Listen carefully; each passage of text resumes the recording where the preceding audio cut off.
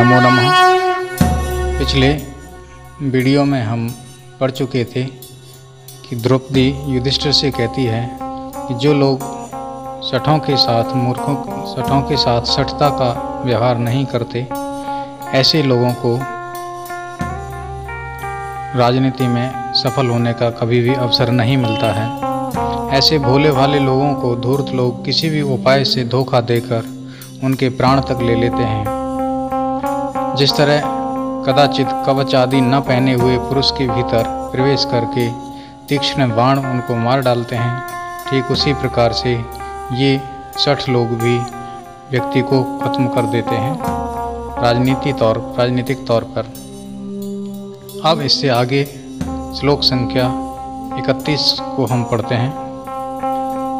और गुणानुरक्ताम अनुरक्त साधनः कुलाभिमानी कुलजां नराधिपः परैस्त्वदन्यः कः इव अपहरेत् मनोरमाम् आत्मवधूमिव श्रियम्।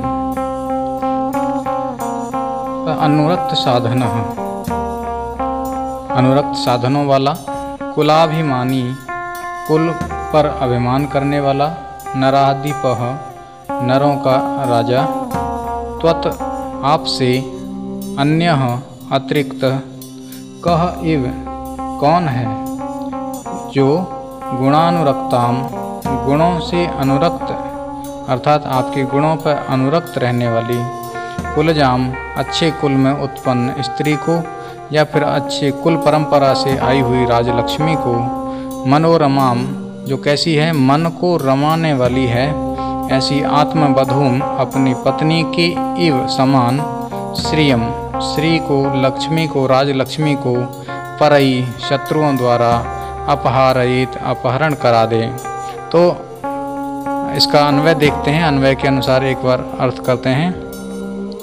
अनुरक्त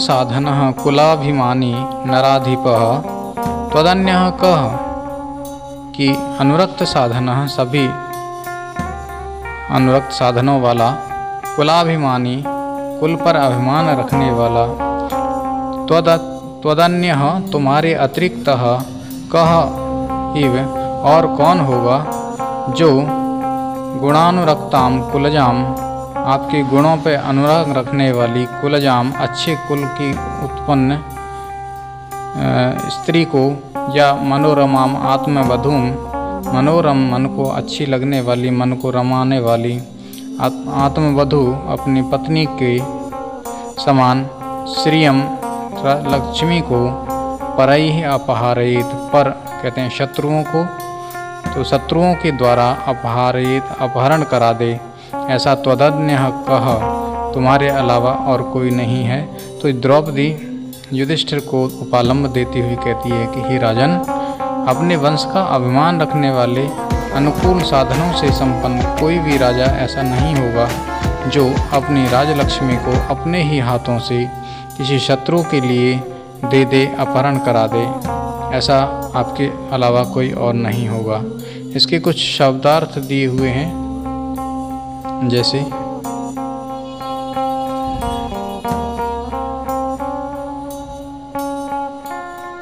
इन सबको आप देख सकते हैं। श्लोक संख्या 32 में भवन्तम एतर्हि मनस्वी गर्हिते विवर्तमानं नरदेव वर्तमनि कथं न मन्यु ज्वलयति उदीरितः समीतरुं शुष्कम् इव अग्निरुत्सिकः। अन्वय तो कहा, हे नरदेव, हे राजा, एतर्हि इस समय मनस्वी गर्हिते मनस्वियों द्वारा या वीरों द्वारा निंदित, वर्तमनी मार्ग में, विवर्तमानम विद्यमान रहते हुए, भवंतम आपको, उदीरितः उद्दीप्त, मन्युः क्रोध, शुष्कम सूखे, समीतरुम समीतरु के समान, उच्छिखः ऊपर उठती हुई लपटों वाली, अग्नि एव आग के समान, कथम न क्यों नहीं, ज्वलयति जो प्रज्वलित कर देता है। तो कहा, हे नरदेव, हे मनुष्यों में देवता के समान। द्रौपदी यहाँ भी युधिष्ठिर को कुछ प्रयास कर रही है कि इनका क्रोध जाग जाए। तो कहा कि हे नरदेव, नरों में देवता के समान,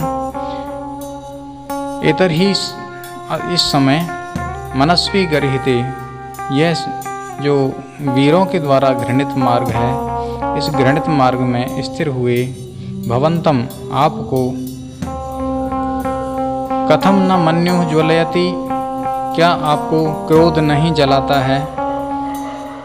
जैसे ठीक वैसे जैसे समी तरुम शुष्कम इव अग्नि उच्छिखा, की ऊंची शिखा वाली अग्नि जिस प्रकार से समी तरु को जला देती है, क्या आपको ये क्रोध जलाता नहीं है? तो द्रौपदी ने उद्दीप्त करने वाली वाणी कहा कि वे जिस मार्ग पर इस समय आरूढ़ हैं वह मार्ग वीरों का न होकर के कायरों का मार्ग है। मनस्वियों द्वारा इस मार्ग को निंदा किया जाता है। वह उनसे कहती है कि जैसे सूखे खेजड़ी के या समी के पेड़ को धधकती हुई आग प्रज्वलित कर देती है, उसी प्रकार आपको भी उद्दीप्त हुआ क्रोध शत्रुओं से बदला लेने के कारण क्यों नहीं उत्साहित करता है? क्या आपको क्रोध नहीं आता है? इसके कुछ शब्दार्थ देख लीजिए।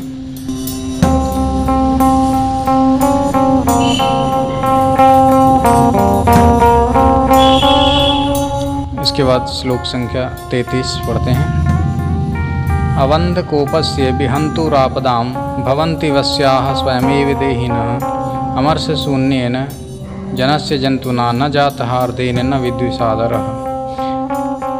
कहा कि अवंध्य कोपस्य, ऐसा कोप जो अवंध्य है, जो जिसका कहीं बांधा नहीं जा सकता हो, यानी कि सफल क्रोध वाले।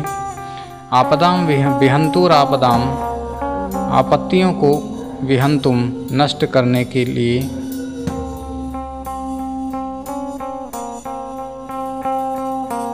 भवन्ति वस्याः स्वयमेव देहिनः, ऐसे व्यक्ति के स्वयमेव खुद ही देहिनः प्राणी भवन्ति वस्याः वशीभूत हो जाते हैं।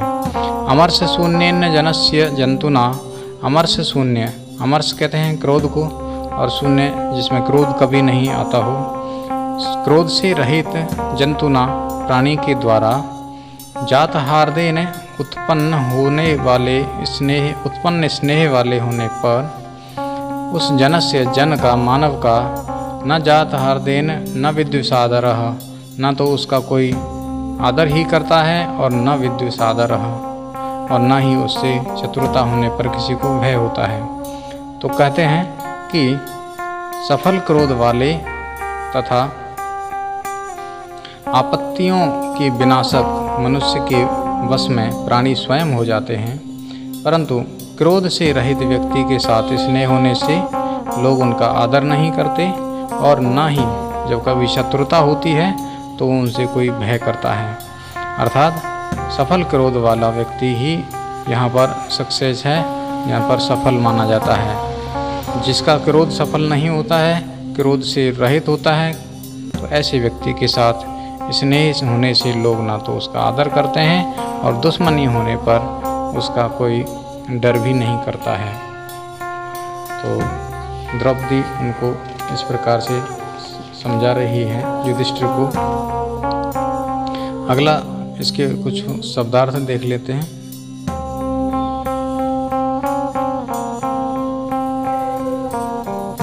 और आप पढ़ते हैं श्लोक संख्या 34। परिभ्रमण लोहित चंदनोचितः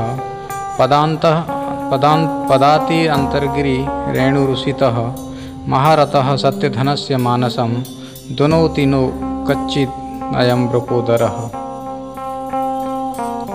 परिभ्रमण लोहित चंदनोचितः, परिभ्रमण घूमते हुए, लोहित चंदनोचितः, लोहित लाल रंग के, चंदनोचितः चंदन लगाने के योग्य, पदाति जो आज पैदल घूम रहा है, अंतरगिरि एक गिरि पर नहीं, इस गिरि से उस गिरि पर, उस पर्वत से उस पर्वत पर, इस पर्वत से उस पर्वत पर, रेणु रुषितः, और उसके पैर कैसे हो रहे हैं? रेणु रुषितः, रेणु में सने हुए हैं, धूल में सने हुए हैं। महारथः, महान रथ अर्थात महान योद्धा। सत्य धनस्य, सत्य धन ही जिसका, सत्य ही धन हो, ऐसे। मानसम दुनोति न, क्या मानस को दुनोति न, पीड़ित नहीं करता है। कच्चित अयम ब्रकोदरः, क्या यह ब्रकोदर भीम, तो जिस भीम को द्रौपदी कहती है भीम की दुर्वस्था को बताते हुए कि आपका जो ये छोटा भाई है, यह भीमसेन, जो कभी लाल चंदन लगाया करता था और विजय यात्रा के लिए बड़े बड़े रथों पर बैठ के जाया करता था, वही भीम आज क्या कर रहा है। वही भीम रेणुरुषितः, जंगल की धूल से लदा हुआ, पदाति पैदल पैदल, अंतरगिरी, एक पहाड़ से दूसरे पहाड़, एक पर्वत से दूसरे पर्वत पर घूमता हुआ, ये सब करता हुआ, क्या आपके मन को, क्या ऐसी दशा को देख करके आप जो सत्यभाषी हैं या सब कुछ जानने वाले हैं, क्या आपको ये समझ नहीं आता है। क्या इनको समझ करके आपको क्रोध उत्पन्न नहीं होता है। क्या आपका मन दुखित नहीं होता है। तो इन चीज़ों को बताते हुए द्रौपदी उनको उलाहना दे रही है, उनके क्रोध को दीप्त करना चाह रही है। इसमें कुछ शब्दार्थ हैं जो कठिन कठिन शब्द हैं, उनके अर्थ हम आपको यहाँ पर दिखा रहे हैं। इन शब्दार्थों को देखा जा सकता है महारथी। श्लोक संख्या 35 देखते हैं। विजित्य प्राज्यमयच्छतोत्तरान् कुरून् कुप्यं वसुवासवोपमः सवल्कवासांसि तवादुनाहरन् करोति मन्युं न कथं धनंजय। कहते हैं वासवोपमः, विजित्य जो जीत के लाता था, कभी यह जो प्राज्यम बहुत ज़्यादा अधिक, अयच्छत उत्तरान और देता था आपको ला करके, कुरुन उत्तरन उत्तर कुरु देश को जीत करके, वसुओं को लाने वाला, धनों को लाने वाला, वासवोपमः वासव यानी इंद्र के समान उपमा वाला, सह वल्कल वासांसी वह वल्कल वस्त्रों में, तवाधुना आहरन तब अधुना आपके, अधुना अब, आहरन इकट्ठा करता हुआ, क्या तब करोति मन्यु न कथम, क्या आपके क्रोध को उद्दीप्त नहीं करता है धनंजय। तो एक बार अन्वय के साथ देखते हैं। वासवोपमः, वासव इंद्र की जैसी उपमा वाले, यह जो धनंजय है, धनंजय कहते हैं जो धनों को जीत के लाया करता था, ऐसा अर्जुन। तो यह धनंजय उत्तरान कुरून उत्तर कुरु देश को विजित्य जीत करके, प्राज्यम अकुप्यम और बहुत प्रचुर मात्रा में, अकुप्यम सोना चांदी इत्यादि धन को, वसु धन को अयच्छत ला करके देता था। सह वही धनंजय, अधुना आज क्या स्थिति है उसकी, तब वल्कल वासांसी, वल्क वासांसी आहरण आपके कपड़ों को, आपके वल्कल वस्त्रों को आहरण संग्रह करता हुआ, क्या आपको अच्छा लगता है। कथम तब मन्यु न करोति, क्यों नहीं आपके क्रोध को बढ़ाता है, आपको क्रोध क्यों नहीं आता है। ऐसी स्थिति को देख करके इस तरह से वह उपालंब दे रही है। इसके कुछ शब्दार्थ हैं, उनको देखते हैं। और इस तरह से हम 35 श्लोक तक पढ़ चुके हैं। आगे हम अगले वीडियो में मिलते हैं, तब तक के लिए धन्यवाद। नमो नमः।